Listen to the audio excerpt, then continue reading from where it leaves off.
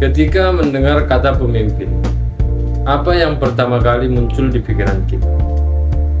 Mungkin kita membayangkan seorang presiden, direktur, kepala organisasi, atau seseorang yang memiliki jabatan dan kekuasaan. Tetapi, apakah seseorang harus memiliki jabatan untuk bisa disebut pemimpin? Melalui presentasi ini, saya ingin mengajak kita melihat kepemimpinan dari sudut pandang yang sedikit berbeda. Bukan hanya tentang bagaimana kita memimpin orang lain, tetapi juga bagaimana kita memimpin diri sendiri. Dalam materi perkuliahan, kepemimpinan dijelaskan melalui beberapa pandangan ahli. Salah satunya adalah Stockdale yang menjelaskan bahwa leadership merupakan proses memengaruhi aktivitas kelompok dalam rangka menetapkan dan mencapai tujuan. Dari pengertian ini, saya memahami bahwa kepemimpinan sebenarnya tidak hanya berbicara tentang siapa yang paling tinggi posisi. Ada dua hal yang penting di sini, yaitu kemampuan untuk memengaruhi dan adanya tujuan yang ingin dicapai. Jadi, seseorang bisa saja memiliki jabatan, tetapi belum tentu mampu menjadi pemimpin yang baik. Sebaliknya, seseorang yang tidak memiliki jabatan formal juga dan menunjukkan kepemimpinan melalui tindakan dan pengaruh positif. Pertanyaan berikutnya adalah, apakah seseorang pemimpin itu dilahirkan atau dibentuk? Dalam materi perkuliahan terdapat beberapa teori kepemimpinan. Gridman teori memandang bahwa bakat kepemimpinan dibawa seseorang sejak lahir. Sementara trait teori menekankan karakteristik atau sifat tertentu yang membuat seseorang unggul dalam peran kepemimpin. Namun, ada juga kontingensi teori yang melihat bahwa kepemimpinan perlu disesuaikan dengan situasi dan kondisi. Selain itu, materi juga menjelaskan bahwa melalui teori gaya dan perilaku, seseorang dapat belajar dan berlatih menjadi pemimpin melalui pengalaman dan pengamatan. Bagi saya, bagian ini menarik karena menunjukkan bahwa kepemimpinan bukan sesuatu yang harus selalu dianggap sebagai bakat bawaan. Ada bagian yang dapat dipelajari dan dikembangkan. Dalam materi perkuliahan, terdapat 4 tipe gaya kepemimpinan yang dibahas, yaitu otoriter, demokratis, delegatif, dan transformasional. Gaya otoriter cenderung memusatkan keputusan pada pemimpin. Gaya demokratis memberikan ruang bagi anggota untuk menyampaikan pendapat. Gaya delegatif memberikan wewenang kepada anggota untuk mengambil keputusan tertentu. Sedangkan gaya transformasional berfokus pada perubahan dan kemampuan pemimpin untuk mendorong kelompok menuju kondisi yang lebih baik. Yang menarik bagi saya, tidak ada satu gaya yang dapat langsung dikatakan selalu paling baik. Pemimpin perlu memahami situasi, orang yang dipimpin, dan tujuan yang ingin dicapai. Sekarang saya ingin memberikan satu situasi sederhana. Bayangkan kita sedang menjadi ketua sebuah kelompok. Deadline tugas tinggal 2 hari, tetapi anggota kelompok mulai berbeda pendapat. Kalau berada dalam situasi tersebut, apa yang akan kita lakukan?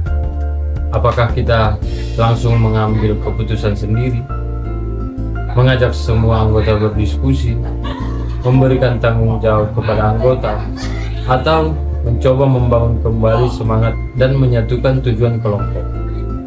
Tidak ada jawaban yang langsung bisa disebut paling benar. Setiap pilihan menggambarkan kecenderungan gaya kepemimpinan yang berbeda. Disinilah menurut saya pentingnya memahami gaya kepemimpinan.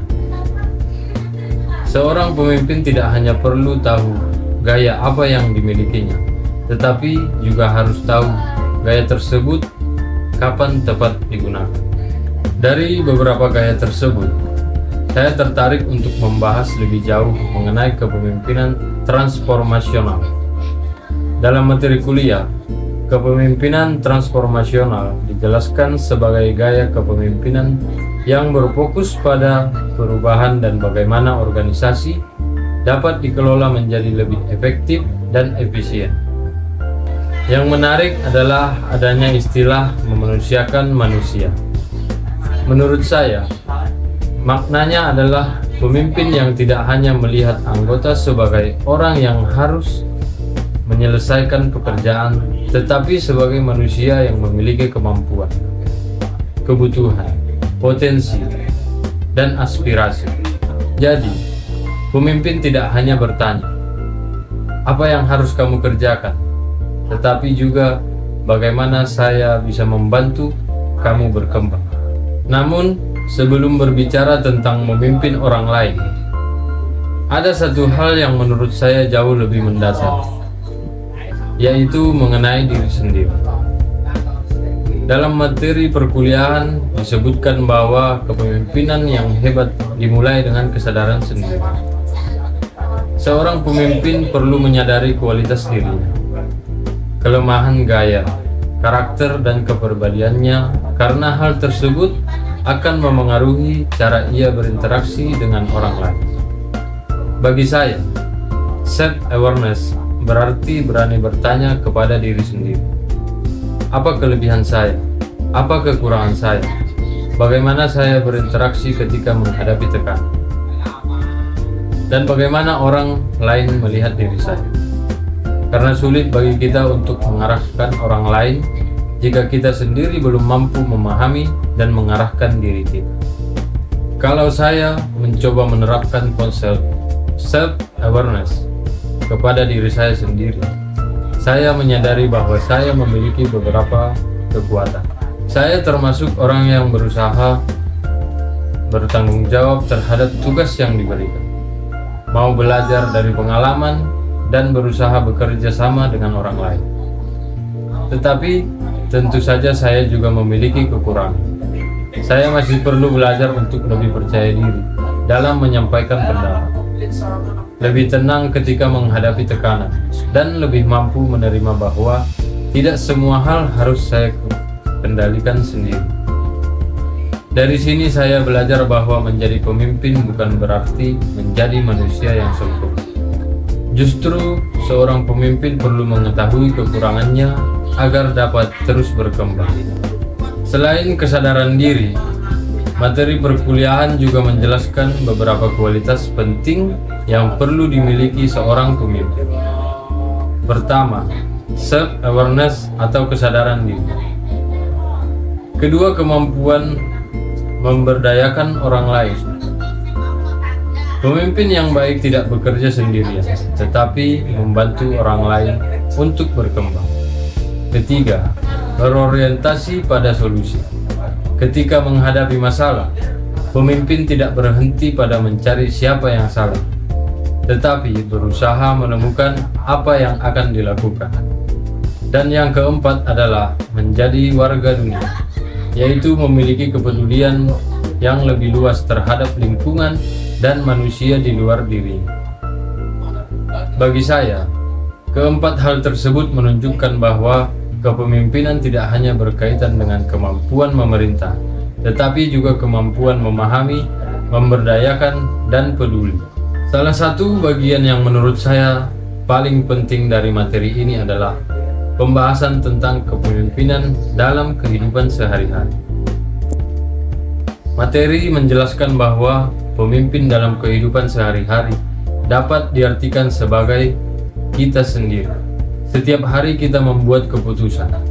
Kita memilih bagaimana bersikap, bagaimana menghadapi masalah, bagaimana memperlakukan orang lain, dan bagaimana menentukan tujuan hidup. Karena itu, kepemimpinan sebenarnya dimulai dari kemampuan untuk memimpin diri sendiri.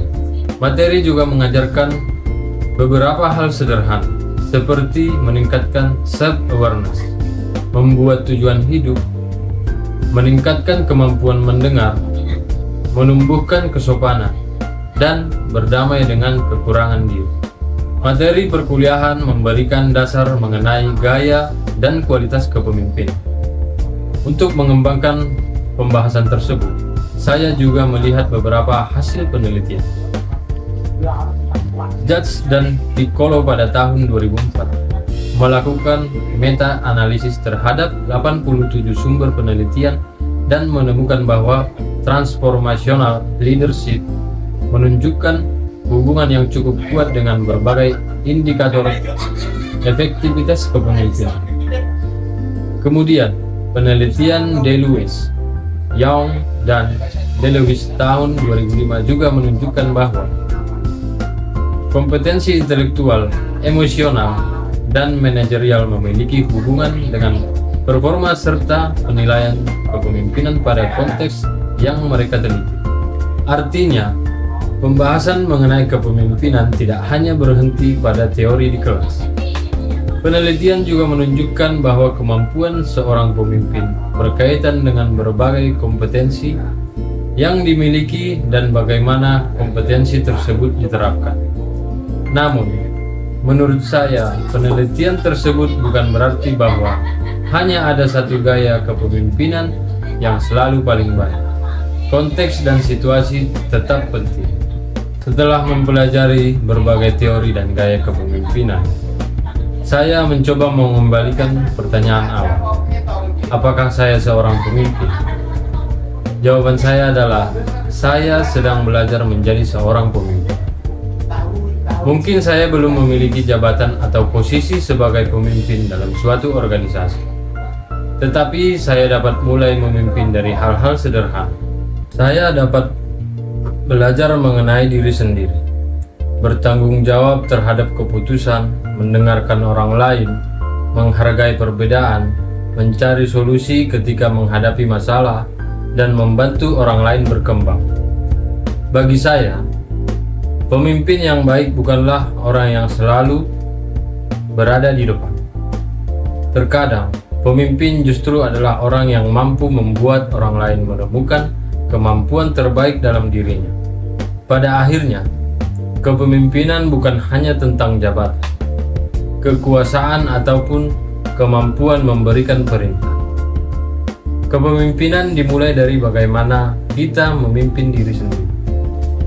Ketika kita mampu mengenali diri, mengendalikan diri, mendengarkan orang lain, dan menghargai perbedaan, menyelesaikan masalah dan membantu orang lain berkembang, pada saat itulah kita mulai menunjukkan jiwa kepemimpinan. Jadi, apakah saya seorang pemimpin? Mungkin belum menjadi pemimpin yang sempurna, tetapi saya sedang belajar untuk menjadi pemimpin yang lebih baik, dimulai dari diri saya sendiri. Karena pada akhirnya, setiap individu memiliki kesempatan untuk menjadi pemimpin tanpa terkecuali. Terima kasih.